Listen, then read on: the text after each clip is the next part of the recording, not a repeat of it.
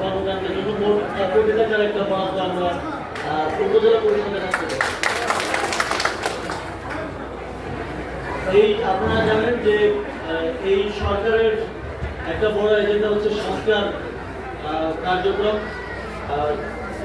জুলাই গণঅভ্যুত্থানে যারা জীবন দিয়েছেন, যারা আহত হয়েছেন, তারা বাংলাদেশে একটা কাঠামোগত সংস্কারের কাঠামোগত পরিবর্তনের জন্য এই ত্যাগ করেছেন।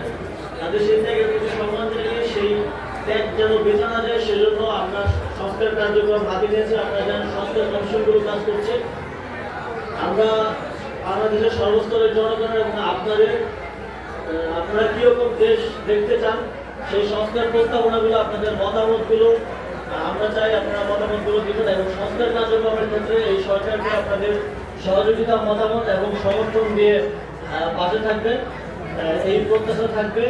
এবং আপনাদের যে কোনো অসুবিধা, যে কোনো প্রয়োজন, উন্নয়নমূলক কার্যক্রম সেটা উপজেলা পরিষদের মাধ্যমে স্থানীয় সরকার পল্লী উন্নয়ন সমবায় মন্ত্রণালয়কে জানাবেন। আমরা খুব দ্রুত সময়ের মাধ্যমে আপনাদের প্রয়োজনকে অ্যাড্রেস করার চেষ্টা করব। সর্বোপরি আপনাদের সকলের দোয়া আছে এবং সমর্থন প্রত্যাশা করে আমার বক্তব্য শেষ করছি। ধন্যবাদ।